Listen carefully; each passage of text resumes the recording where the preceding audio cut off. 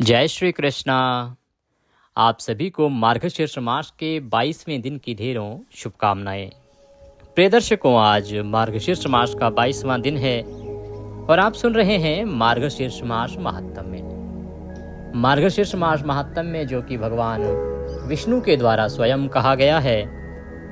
जब ब्रह्मदेव उनसे पूछते हैं मार्गशीर्ष के विषय में कि प्रभु मैं मार्गशीर्ष मास महात्म्य सुनना चाहता हूँ, क्योंकि आपने द्वापर में स्वयं कहा है कि आप स्वयं ही मार्गशीर्ष मास हैं, तो जिसको आपने अपना स्वरूप बता दिया, उस मार्गशीर्ष मास की क्या महिमा है प्रभु, और क्यों वह इतना महत्वपूर्ण है।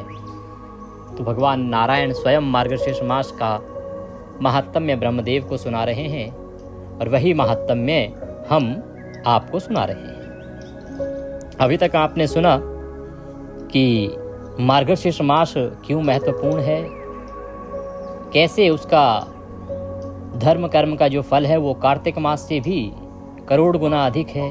मार्गशीर्ष मास महात्म्य को सुनने का जो फल है वो करोड़ गुना अधिक है। इसी प्रकार से मार्गशीर्ष मास के दीपदान की महिमा का भी आपने श्रवण किया। मार्गशीर्ष मास में भगवान को स्नान कैसे कराएं, कैसे उनका निराजन करें, कपूर की आरती का क्या महत्व है, धूप का क्या महत्व है, कैसी धूप देनी चाहिए, कौन सी गंध लगानी चाहिए। आपने जाना कि किस प्रकार से गोपी चंदन मनुष्य के कल्याण के लिए महत्वपूर्ण है। इस प्रकार से भिन्न भिन्न पूजा की जो सामग्रियां हैं उनके विषय में भगवान नारायण ने बताया। आपने शिव शर्मा का वृतांत सुना कि कैसे शिव शर्मा और उसके 4 पुत्रों का उद्धार हुआ मार्गशीर्ष मास में भगवान नारायण की पूजा करने से। सोम शर्मा का वृतांत सुना। अभी वर्णन चल रहा था पत्नी तीर्थ के विषय में। पत्नी तीर्थ के विषय में वर्णन होते समय जो देवी शुक्ला हैं, एक वेद पाठी ब्राह्मण की पत्नी, और जब वेद पाठी ब्राह्मण यात्रा पर चले जाते हैं उन्हें बिना बताए, क्योंकि वो बहुत प्रेम करते हैं अपनी पत्नी से, पत्नी उन्हें बड़े प्रेम करती है, लेकिन ब्राह्मण देव को पता लगा कि तीर्थ यात्रा तो आवश्यक है जीवन में, अब पत्नी को ले जाऊंगा तो बड़ा कष्ट उठाना पड़ेगा बेचारी को। तो वो सुबह सुबह निकल गए। जैसे ही वो उठी उसको पता लगा स्वामी चले गए हैं। वो बड़ा रुदन करती हैं, बड़ी परेशान होती है, पीड़ा में रहती है। अंततः वह कहती है कि जब तक पति नहीं आएंगे मैं सब कुछ त्याग दूंगी, ना भोजन करूंगी, व्रत का उपवास का पालन करूंगी, पृथ्वी पर शयन करूंगी, मलिन वस्त्र पहनूंगी, नए वस्त्र नहीं पहनूंगी, ना श्रृंगार करूंगी। जब तक पति नहीं आएंगे मेरे लिए कोई सुख साधन काम का नहीं है। सखियां समझाती हैं कि अरे ऐसे क्यों कर रही है, ऐसे ना करना, अरे आ जाएंगे, कह के तो गए हैं तीर्थ यात्रा पर जा रहा हूं, तो तू अपना जीवन क्यों खराब करती है। तो वहां पर देवी शुक्ला जो है चरित्र सुनाना आरंभ करती हैं, जिसमें एक सूकर और सूकरी का चरित्र आता है कि कैसे वह स्त्री अपने पति के ना रहने पर किस प्रकार से चीजों का, वस्तुओं का उपभोग करती थी और उसे किन कर्मों की क्या सजा प्राप्त हुई। इसी प्रकार से वृतांत आया महाराज उग्रसेन का, जो बड़ा प्रेम करते थे अपनी पत्नी से, लेकिन जब वो अपने पिता के वहां गई तो किस प्रकार से वह अपने पति को भूल के अन्य सुख साधनों का उपभोग करने लगी, और उसके साथ किस प्रकार से उस दुष्ट राक्षस ने छल किया, जिसका परिणाम हुआ कंस जैसा महाराक्षस। इन वृतांतों को शुक्ला जो है अपनी सखियों को सुनाती है कि कहती है कि अब बताओ क्या मुझे अभी भी सुख साधनों का उपभोग करना चाहिए अगर मेरे पति यहाँ पर नहीं है तो। वो कहती है मैंने पुराणों में नारी धर्म का बहुत वर्णन सुना है। ऐसी दशा में जब पति देव यहाँ उपस्थित नहीं है मैं किसी प्रकार का उपभोग, किसी भोग का उपभोग नहीं करूंगी। मेरे लिए ऐसा विचार निश्चय ही पापपूर्ण होगा। आज हम इससे आगे का वृतांत सुनेंगे कि वह पति परायणा स्त्री, एक सती स्त्री किस प्रकार से अपने जीवन को आगे यापन करती है, और वह ब्राह्मण देव तीर्थ यात्रा से लौटते हैं या नहीं लौटते हैं। इस बीच में शायद इंद्र द्वारा या कामदेव द्वारा उनके साथ छल भी किया जाएगा। वह वृतांत आज की कथा में श्रवण करेंगे। आइए आरंभ करते हैं। आपसे निवेदन है कि यह पावन पुनीत मार्गशीर्ष मास महात्म्य का वीडियो है तो कृपया वीडियो को एक बार लाइक अवश्य कर दीजिएगा। परमेश्वर वासुदेव की कृपा प्राप्त करने के लिए कमेंट बॉक्स में अवश्य लिखिएगा जय श्री हरि या ओम नमो भगवते वासुदेवाय। आप देख रहे हैं देवभूमि ज्योतिष संस्थान का प्रतिष्ठित YouTube चैनल देवभूमि धार्मिक। चैनल पर नए हैं तो सब्सक्राइब करते जाइएगा, जिससे कि आपको इसी प्रकार के सही महात्म्य जो विलुप्त होने के कगार पर हैं, सभी लोगों के पास उपलब्ध भी नहीं है, वह पुराणों में वर्णित महात्म्य आप सुन सकें और प्रभु की कृपा प्राप्त कर सकें। आइए परम पूज्य गुरुदेव के चरणों की वंदना करते हुए आज का अध्याय आरंभ करते हैं। गुरुर्ब्रह्मा गुरुर्विष्णु गुरुर्देव महेश्वरः गुरुर्साक्षात् परब्रह्म तस्मै श्री गुरुवे नमः। बोलिए गुरुदेव महाराज की जय। या देवी सर्वभूतेषु मां सरस्वती रूपेण संस्थिता नमस्तस्यै नमस्तस्यै नमस्तस्यै नमो नमः। बोलिए सरस्वती महारानी की जय। बोलिए प्रथम पूज्य गणेश जी महाराज की जय। बोलिए विष्णु भगवान की जय। बोलिए मार्गशीर्ष मास महात्म्य की जय। आप सभी श्रोतागण को, सभी दर्शकों को मेरा नमस्कार। आइए आज की कथा आगे बढ़ाते हैं। तो भगवान विष्णु कहते हैं कि राजेंद्र, शुक्ला के मन में केवल पति का ही ध्यान था और पति की ही कामना थी। उसके सतीत्व का प्रभाव देवराज इंद्र ने भी भली भांति देखा तथा उसके विषय में पूर्णतया विचार करके वे मन ही मन कहने लगे, मैं इसके अविचल धैर्य और धर्म को नष्ट कर दूंगा। ऐसा निश्चय करके उन्होंने तुरंत ही कामदेव का स्मरण किया।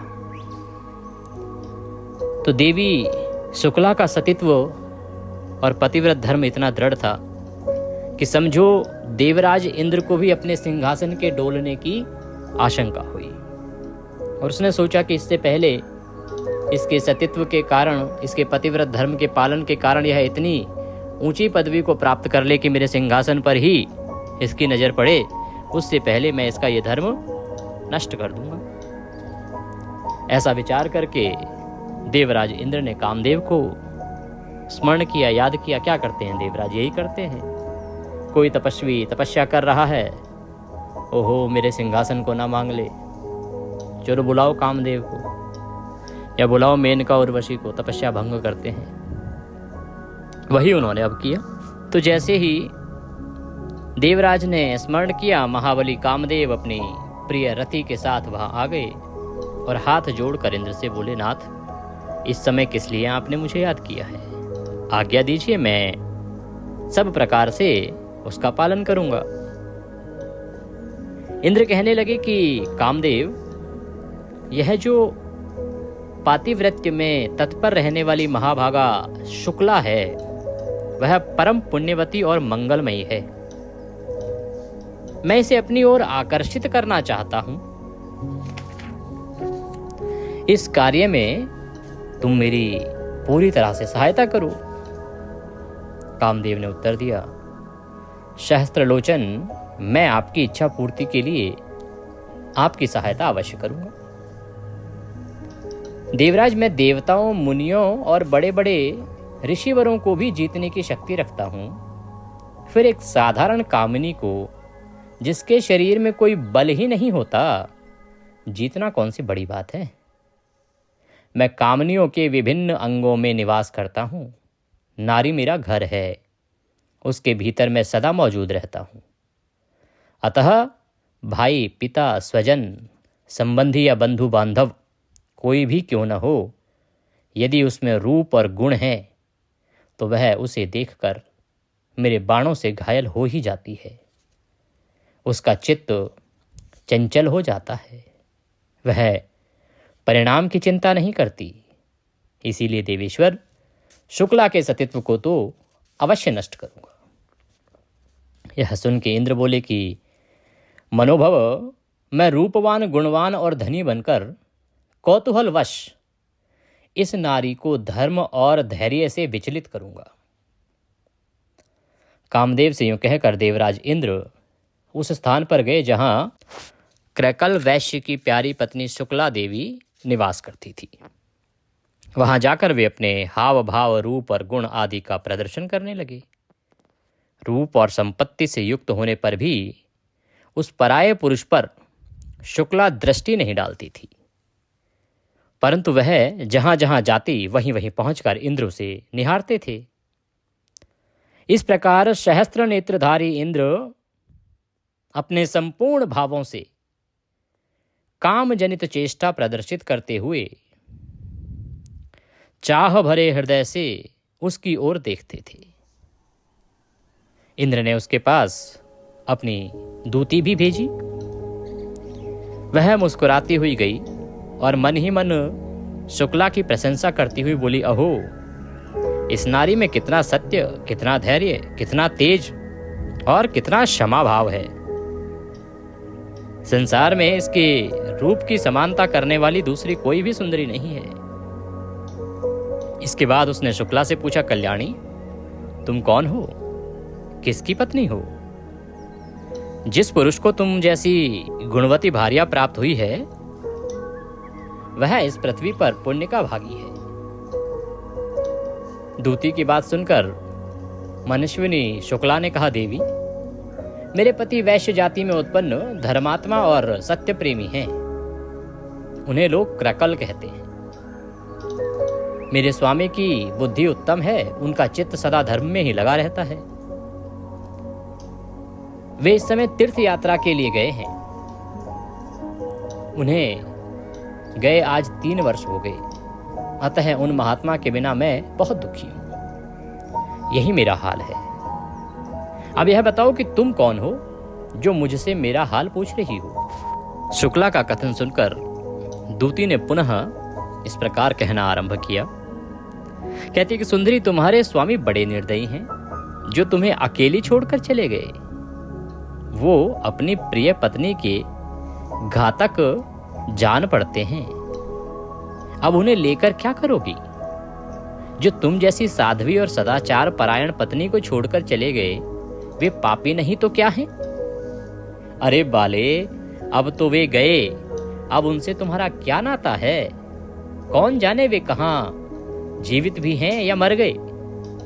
जीते भी हों तो उनसे तुम्हें क्या लेना देना? तुम व्यर्थ ही इतना खेद करती हो। इस सोने जैसे शरीर को क्यों नष्ट कर रही हो? मनुष्य बचपन में खेल कूद के सिवा और किसी सुख का अनुभव नहीं करता। बुढ़ापा आने पर जब जरावस्था शरीर को जीर्ण बना देती है तब दुख ही दुख उठाना पड़ता है। इसलिए सुंदरी, जब तक जवानी है तभी तक संसार के संपूर्ण सुख और भोग हैं। इन्हें भोग लो। मनुष्य जब तक जवान रहता है तभी तक वह भोग भोगता है। सुख भोग आदि की सब सामग्रियों का इच्छा अनुसार सेवन करता है। इधर देखो, ये एक पुरुष आए हैं जो बड़े सुंदर, गुणवान, सर्वज्ञ, धनी तथा पुरुषों में श्रेष्ठ हैं। तुम्हारे ऊपर इनका बड़ा स्नेह है। ये सदा तुम्हारे हित साधन के लिए प्रयत्नशील रहते हैं। इनके शरीर में कभी बुढ़ापा नहीं आता। स्वयं तो ये सिद्ध हैं ही, दूसरों को भी उत्तम सिद्धि प्रदान करने वाले हैं। उत्तम सिद्ध और सर्वज्ञों में श्रेष्ठ हैं। लोक में अपने स्वरूप से सबकी कामना पूर्ण करते हैं। तो इस प्रकार से देवराज इंद्र जाते हैं। पहले देवी शुक्ला के आसपास आगे पीछे घूमते रहते हैं। वह पति परायणा स्त्री तनिक ध्यान भी नहीं देती, देखती भी नहीं कि कौन है। जबकि इंद्र ने जो स्वरूप बनाया है अपना, एक बहुत ही सुंदर, गुणवान, रूपशील, धनवान व्यक्ति का है, पर देवी शुक्ला उसकी तरफ देखती भी नहीं है। फिर वह अपनी एक दूती बनाता है और इंद्र दूती को भेजता है। दूती समझाने का प्रयास कर रही है, बहलाने फुसलाने का प्रयास कर रही है। कहती है कि वो तो आएगा ही नहीं तुम्हारा पति। अरे तुम जैसी गुणवान सुंदरी को छोड़ के चला गया, क्यों अपना जीवन व्यर्थ कर रही हो? सोने जैसा तुम्हारा शरीर है। फिर कहती है, अरे ये जो जीवन है ना, जवानी चली गई फिर आएगी नहीं। बाल व्यवस्था तुमने ऐसे बिगाड़ दी, बुढ़ापे में कुछ कर नहीं सकते, जवानी को भी तुम व्यर्थ गवा दोगी। तो ये जो जीवन है ये आया किस लिए? इसका उपभोग कब करोगी? अब उसे लगा शायद कि उसकी बातों का प्रभाव पड़ गया होगा, तो कहती है कि ये नौजवान हैं, देखो ये सब कुछ देने वाले हैं और तुम्हारे ऊपर इनका बड़ा स्नेह है। इस प्रकार से देवी शुक्ला को समझाने का प्रयास कर रही हैं, शीशे में उतारने का प्रयास कर रही हैं। देवी शुक्ला कहती हैं, दूती, यह शरीर मलमूत्र का खजाना है, अपवित्र है, सदा ही क्षय होता रहता है। शुभे ये पानी के बुलबुले के समान क्षणभंगुर है, फिर इसके रूप का क्या वर्णन करती हो। 50 वर्ष की अवस्था तक ही यह देह दृढ़ रहती है, उसके बाद प्रतिदिन क्षीण होती जाती है। भला बताओ तो मेरे इस शरीर में तुमने ऐसी क्या विशेषता देखी है जो अन्यत्र नहीं है। उस पुरुष के शरीर से मेरे शरीर में कोई भी वस्तु अधिक नहीं है। जैसी तुम, जैसा वह पुरुष, वैसा ही मैं, इसमें तनिक भी संदेह नहीं है। ऊंचे उठने का परिणाम पतन ही है। ये बड़े बड़े वृक्ष और पर्वत काल से पीड़ित होकर नष्ट हो जाते हैं। यही दशा संपूर्ण भूतों की है, इसमें रत्ती भर भी संदेह नहीं। द्वितीय आत्मा दिव्य है, वह रूपहीन है। स्थावर जंगम सभी प्राणियों में वह व्याप्त है। जैसे एक ही जल भिन्न भिन्न घड़ों में रहता है, उसी प्रकार एक ही शुद्ध आत्मा संपूर्ण भूतों में निवास करती है। घड़ों का नाश होने से जैसे सब जल मिलकर एक हो जाता है, उसी प्रकार आत्मा की भी एकता को समझो। स्थूल, सूक्ष्म और कारण रूप त्रिविध शरीर का नाश होने पर पंचकोश के संबंध से 5 प्रकार का प्रतीत होने वाला आत्मा एक रूप हो जाता है। संसार में निवास करने वाले प्राणियों का मैंने सदा एक ही रूप देखा है, किसी में कोई अपूर्वता नहीं है। काम की खुजलाहट सब प्राणियों को होती है। उस समय स्त्री और पुरुष दोनों की इंद्रियों में उत्तेजना पैदा होती है, जिससे वो दोनों प्रमत्त होकर एक दूसरे से मिलते हैं, शरीर से शरीर को रगड़ते हैं। इसी का नाम मैथुन है। इससे क्षण भर में और क्षण भर के लिए सुख प्राप्त होता है, फिर वैसी ही दशा हो जाती है। दूती, सर्वत्र यही बात देखी जाती है। इसलिए अब तुम अपने स्थान को लौट जाओ। तुम्हारे प्रस्तावित कार्य में कोई नवीनता नहीं है। कम से कम मेरे लिए तो इसमें कोई अपूर्व बात नहीं जान पड़ती, अतः मैं कदापि ऐसा नहीं कर सकती। तो इसी प्रकार से देवी शुक्ला भी अब शास्त्रों की बात उसे बताती हैं, देह की बात बताती हैं, उसको शब्दों ही शब्दों में इतना लताड़ती हैं और कहती हैं कि अब तुम चली जाओ यहाँ से, क्योंकि जो तुमने कहा है वो मैं नहीं करने वाली। भगवान विष्णु कहते हैं कि शुक्ला के यूं कहने पर दूती चली गई। उसने इंद्र से उसकी कही हुई सारी बातें संक्षेप में सुना दी। शुक्ला का भाषण सत्य और धर्म से युक्त था। उसके साहस, धैर्य और ज्ञान की आलोचना करके इंद्र मन ही मन सोचने लगे, इस पृथ्वी पर दूसरी कोई स्त्री ऐसी नहीं है जो इस तरह की बात कह सके। इसका वचन योग स्वरूप, निश्चयात्मक तथा ज्ञान रूपी जल से प्रक्षालित है। इसमें संदेह नहीं कि यह महाभागा शुक्ला परम पवित्र और सत्य रूपा है। यह समस्त त्रिलोकी को धारण करने में समर्थ है। यह विचार कर इंद्र ने कामदेव से कहा, अब मैं तुम्हारे साथ क्रकल पत्नी शुक्ला को देखने चलूंगा। कामदेव को अपने बल पर बड़ा घमंड था। वह जोश में आकर इंद्र से बोला, देवराज, जहां वह पतिव्रता रहती है उस स्थान पर चलिए। मैं अभी चलकर उसके ज्ञान, वीर्य, बल, धैर्य, सत्य और पातिव्रत्य को नष्ट कर डालूंगा। उसकी क्या शक्ति है जो मेरे सामने टिक सके। कामदेव की बात सुनकर इंद्र ने कहा, काम, मैं जानता हूं यह पतिव्रता तुमसे परास्त होने वाली नहीं है। यह अपने धर्म में पराक्रम से सुरक्षित है। इसका भाव बहुत सच्चा है। यह नाना प्रकार के पुण्य किया करती है। फिर भी मैं यहां से चलकर तुम्हारे तेज बल और भयंकर पराक्रम को देखूंगा। यह कहकर इंद्र धनुर्धर वीर कामदेव के साथ चले।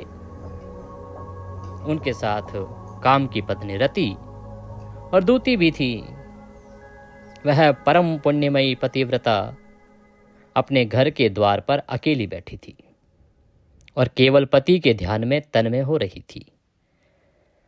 वह प्राणों को वश में करके स्वामी का चिंतन करती हुई विकल्प शून्य हो उनका विचार कर रही थी।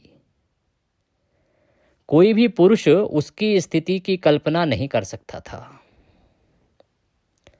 उस समय इंद्र अनुपम तेज और सौंदर्य से युक्त विलास तथा हाव भाव से सुशोभित अत्यंत अद्भुत रूप धारण करके शुक्ला के सामने प्रकट हुए। उत्तम विलास और काम भाव से युक्त महापुरुष को इस प्रकार सामने विचरण करते देख महात्मा क्रकल वैश्य की पत्नी ने उसके रूप गुण और तेज का तनिक भी सम्मान नहीं किया। जैसे कमल के पत्ते पर छोड़ा हुआ जल उस पत्ते को छोड़कर दूर चला जाता है, उसमें ठहरता नहीं, उसी प्रकार वह सती भी उस पुरुष की ओर आकृष्ट नहीं हुई। महासती शुक्ला का तेज सत्य की रज्जु से आबद्ध था। उस पुरुष की दृष्टि से बचने के लिए वह घर के भीतर चली गई और अपने पति में ही अनुरक्त हो उन्हीं का चिंतन करने लगी। इंद्र शुक्ला के शुद्ध भाव को समझकर सामने खड़े हुए। कामदेव से बोले, इस सती ने सत्य रूप पति के ध्यान का कवच धारण कर रखा है। तुम्हारे बाण इसे चोट नहीं पहुंचा सकते, अतः शुक्ला को परास्त करना असंभव है। यह पतिव्रता अपने हाथ में धर्मरूपी धनुष और ध्यान रूपी उत्तम बाण लेकर इस समय रणभूमि में तुमसे युद्ध करने को उद्यत है। अज्ञानी पुरुष ही त्रिलोकी के महात्माओं के साथ वैर बांधते हैं। कामदेव, इस सती के तप का नाश करने से हम दोनों को अनंत एवं अपार दुख भोगना पड़ेगा। इसलिए अब हमें इसे छोड़कर यहां से चल देना चाहिए। तुम जानते हो, पहले एक बार मैं सती के साथ समागम करने का पापमय परिणाम असह्य दुख भोग चुका हूं। महर्षि गौतम ने मुझे भयंकर श्राप दिया था। आग की लपटों को छूने का साहस कौन करेगा? कौन ऐसा मूर्ख है जो अपने गले में भारी पत्थर बांधकर समुद्र में उतरना चाहेगा? तथा जिसको कौन है, किसको मौत के मुख में जाने की इच्छा है? जो सती स्त्री को विचलित करने वाला या सती स्त्री को विचलित करने का प्रयत्न करेगा। इंद्र ने कामदेव को उत्तम शिक्षा देने के लिए बहुत ही नीति युक्त बात कही। उसे सुनकर कामदेव ने इंद्र से कहा, सुरेश, मैं तो आपके ही आदेश से यहां आया था। अब आप धैर्य, प्रेम, पुरुषार्थ का त्याग करके ऐसी पौरुषहीनता और कायरता की बातें क्यों करते हैं? पूर्व काल में मैंने जिन जिन देवताओं, दानवों और तपस्या में लगे हुए मुनीश्वरों को परास्त किया है, वे सब मेरा उपहास करते हुए कहेंगे कि यह कामदेव बड़ा डरपोक है। एक साधारण स्त्री ने इसको क्षण भर में परास्त कर दिया। इसलिए मैं अपने सम्मान रूपी धन की रक्षा करूंगा और आपके साथ चलकर इस सती के तेज बल और धैर्य का नाश करूंगा। आप डरते क्यों हैं? तो जब देवराज इंद्र दोबारा गए, वो समझ गए कि ये जो पति परायणा है शुक्ला, इसको परास्त करना संभव नहीं है। उन्होंने समझाया कामदेव को कि यहाँ से वापस चलो, इसका कोई लाभ नहीं जो तुम सोच रहे हो कि तुम उसको परास्त करो। उत्तम होगा कि तुम यहाँ से चलो और इसको परास्त करने का हठ छोड़ दो। तो कामदेव कहते हैं, भाई देखो, मैं आया तो आपकी आज्ञा से ही था, लेकिन अगर मैं यहाँ से वापस जाता हूँ तो बाकी जो लोग हैं वो सब तो हंसेंगे मेरे ऊपर कि कामदेव एक साधारण स्त्री से परास्त हो गया। ना ना ना ना ना ना, मैंने अनेकों देव दानव बड़े बड़े ऋषियों की तपस्या भंग की है। ये साधारण स्त्री क्या चीज है? मैं वापस नहीं जाऊंगा। मैं कहूंगा कि आप मेरे साथ चलो और मैं इसका सतीत्व भंग करता हूं। आप डरो नहीं।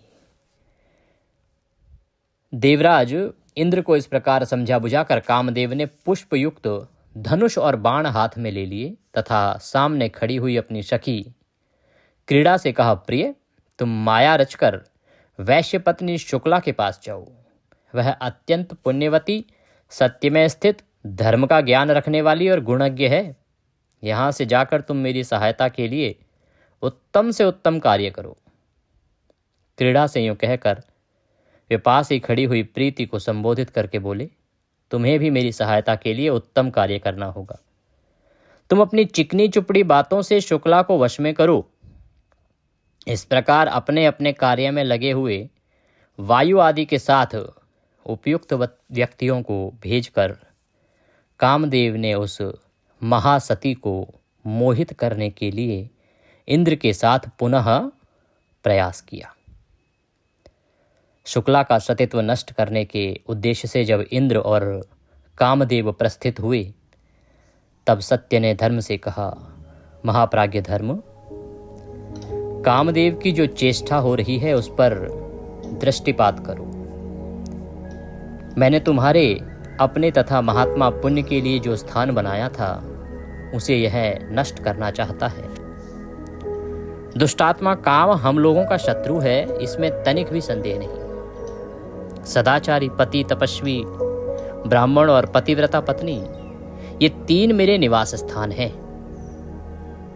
जहां मेरी वृद्धि होती है, जहां मैं पुष्ट और संतुष्ट रहता हूं, वहीं तुम्हारा भी निवास होता है। श्रद्धा के साथ पुण्य भी वहां आकर क्रीड़ा करते हैं। मेरे शांति युक्त मंदिर में क्षमा का भी आगमन होता है। जहां मैं रहता हूं वहीं संतोष, इंद्रिय संयम, दया, प्रेम, प्रज्ञा, लोभहीनता आदि गुण भी निवास करते हैं। वहीं पवित्र भाव रहता है। ये सभी सत्य के बंधु बांधव हैं। धर्म, चोरी न करना, अहिंसा, सहनशीलता और बुद्धि, ये सब मेरे ही घर में आकर धन्य होते हैं। गुरु शुश्रूषा, लक्ष्मी के साथ भगवान श्री विष्णु तथा अग्नि आदि देवता भी मेरे घर में पधारते हैं। मोक्ष मार्ग को प्रशस्तित और प्रकाशित करने वाले ज्ञान और उदारता आदि से युक्त हो पूर्वोक्त व्यक्तियों के साथ मैं धर्मात्मा पुरुषों और सती स्त्रियों के भीतर निवास करता हूँ। ये जितने भी साधु महात्मा हैं सब मेरे ग्रह स्वरूप हैं। इन सब के भीतर मैं उक्त कुटुंबियों के साथ वास करता हूँ। जो जगत के स्वामी, त्रिशूलधारी, वृषभ वाहन तथा साक्षात ईश्वर हैं, वे कल्याण में भगवान शिव भी मेरे निवास स्थान है। क्रकल वैश्य की प्रियतमा भार्या और मंगलमयी शुक्ला भी मेरा उत्तम ग्रह है, किंतु आज पापी काम इसे भी जला डालने के लिए उद्यत हुआ है। ये बलवान इंद्र भी काम का साथ दे रहे हैं।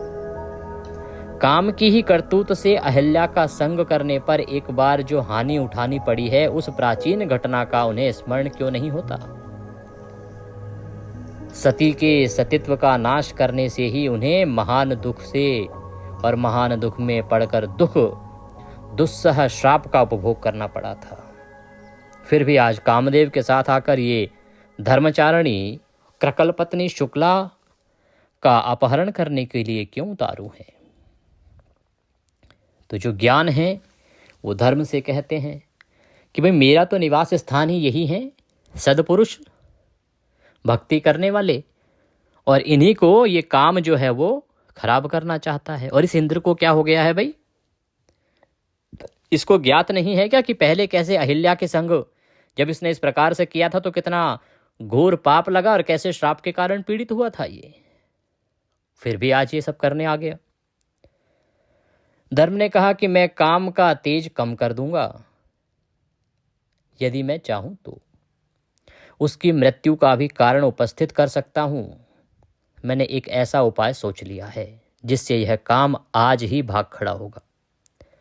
यह महाप्रज्ञा पक्षिणी का रूप धारण करके शुक्ला के घर जाए और अपने मंगलमय शब्द से उसको स्वामी के शुभ आगमन की सूचना दे। धर्म के भेजने से प्रज्ञा शुक्ला के घर में गई और वहां मंगलजनक शब्द का उच्चारण किया। शुक्ला ने धूप गंध आदि के द्वारा उसका समादर और पूजन किया तथा सुयोग्य ब्राह्मण को बुलाकर पूछा, इस शकुन का क्या तात्पर्य है? मेरे पतिदेव कब आएंगे? तो ब्राह्मण ने कहा, बद्रे, यह शकुन तुम्हारे स्वामी के शुभ आगमन की सूचना दे रहा है। वे 7 दिन से पहले यहाँ अवश्य आ जाएंगे, इसमें अंतर नहीं हो सकता।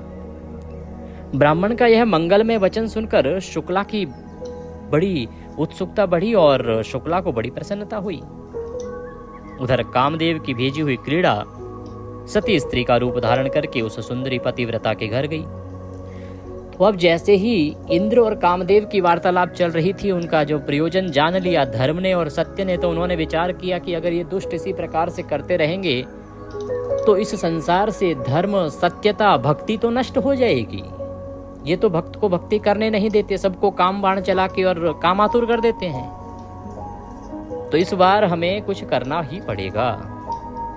तो धर्म ने क्या किया कि एक महाप्रज्ञा को पक्षी का रूप धारण करके भेज दिया और बताया उसको कि उसके पति जो हैं अब आने ही वाले हैं।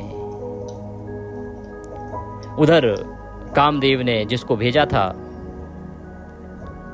वह भी, जो क्रीड़ा है वह भी सती का, एक सती स्त्री का रूप धारण करके उस शुक्ला के घर चली गई।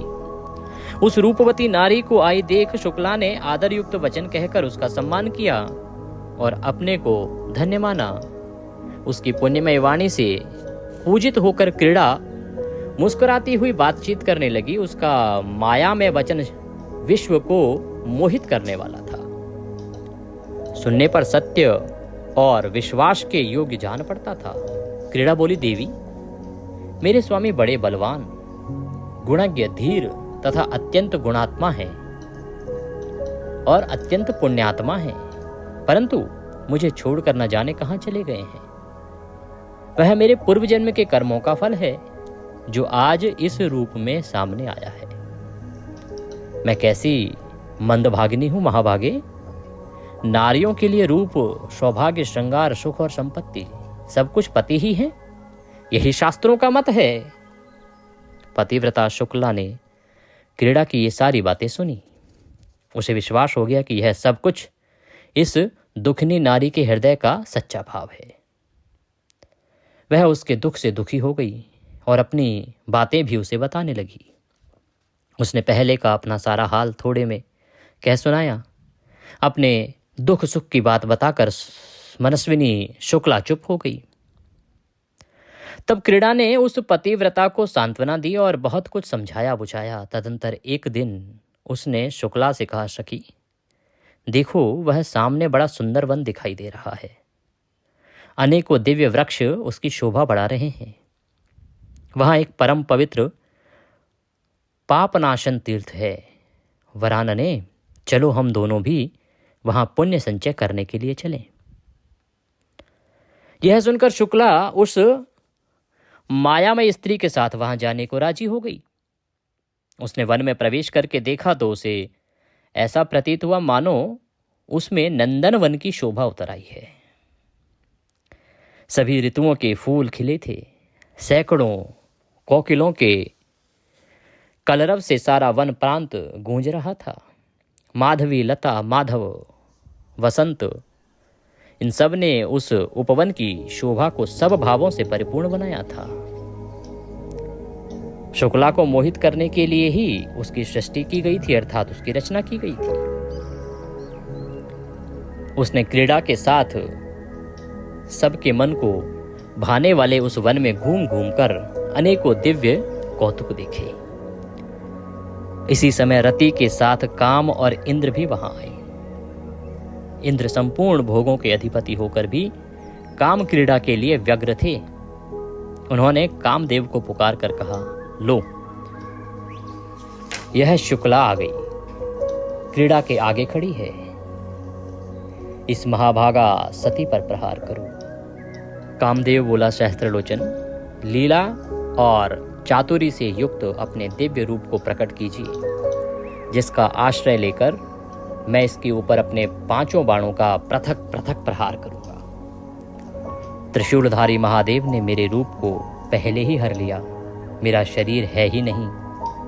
जब मैं किसी नारी को अपने बाणों का निशाना बनाना चाहता हूँ, उस समय पुरुष शरीर का आश्रय लेकर अपने रूप को प्रकट करता हूँ। इसी तरह पुरुष पर प्रहार करने के लिए मैं नारी देह का आश्रय लेता हूँ।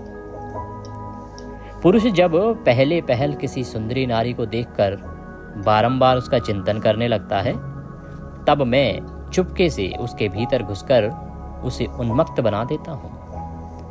स्मरण चिंतन से मेरा प्रादुर्भाव होता है, क्योंकि मेरा नाम स्मर हो गया है।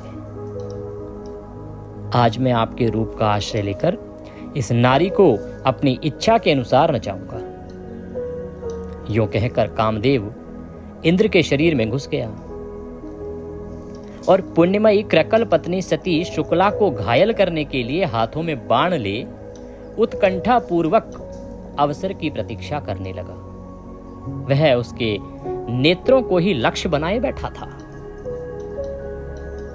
तो जब उसकी माया रूपी क्रीड़ा वहां गई, उसने अच्छे से बहलाया फुसलाया। पहले तो वो स्वयं भी देवी शुक्ला के सामने उसी प्रकार से रोई कि उसका पति भी उसे छोड़ के चला गया है। अब उसके भाव ऐसे थे कि देवी शुक्ला को यही लगा कि ये भी बेचारी पीड़ित है। फिर उसने कहा कि वहां पर एक उपवन है, वहां पर पापों का नाश होता है, चलो वहां भगवान की भक्ति करते हैं। तो बेचारी शुक्ला चली गई उसके साथ। अब जैसे ही वहां पहुंची हैं तो वहां तैयार हैं कामदेव, इंद्र और रति।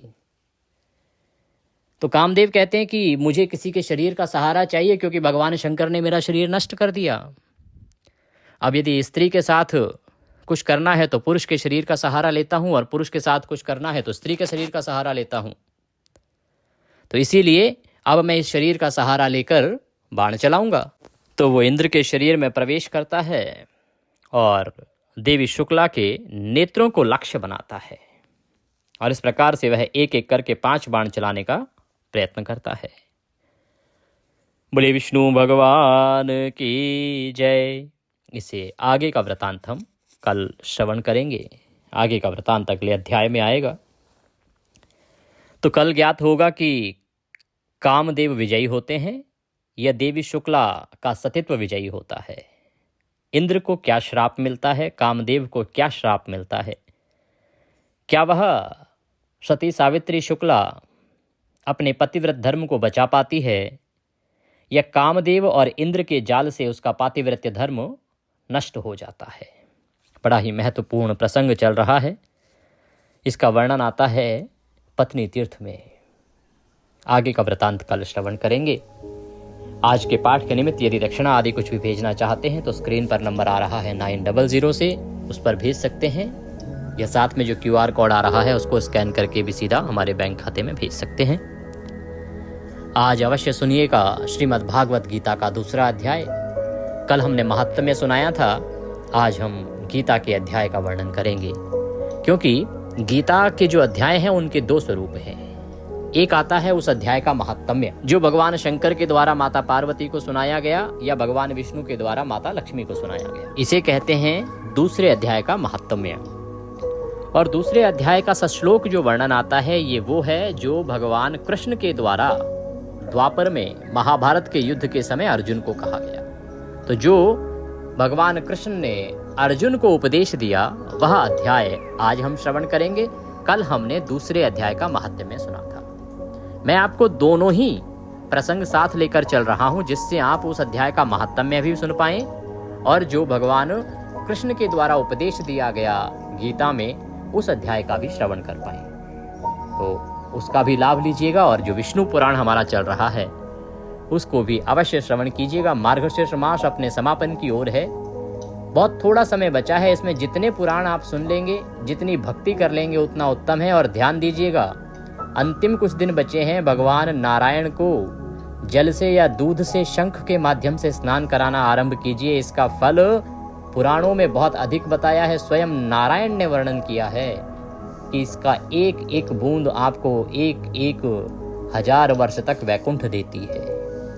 इस प्रकार से अनंत फल भगवान नारायण ने कुल मिला के इसका बताया है। तो आप जल से स्नान कराएं, दूध से स्नान कराएं, शहद से स्नान कराएं, जैसे भी हो, पर शंख से स्नान अवश्य कराएं, शंख में डाल के। ये सब आज की कथा में इतना ही। कुछ और पूछना चाहें, कहना चाहें तो कमेंट बॉक्स में लिख के पूछ लीजिएगा। कुछ हमारे दर्शकों ने ब्राह्मण कन्या के विवाह के निमित्त जो राशि भेजी है उसकी जानकारी हमारे पास है। हम 27 तारीख के वीडियो में उन सभी के नाम प्रकाशित करेंगे। अगर आप भी कोई सहयोग राशि आदि भेजना चाहते हैं तो ब्राह्मण कन्या का विवाह है 29 को, तो आप उससे पहले हमारे नंबर पर संपर्क करके भेज सकते हैं। सहयोग जो भी आप देना चाहें वो आप अपनी श्रद्धा के अनुसार दे सकते हैं। भगवान सब पर कृपा करें। हरे कृष्ण।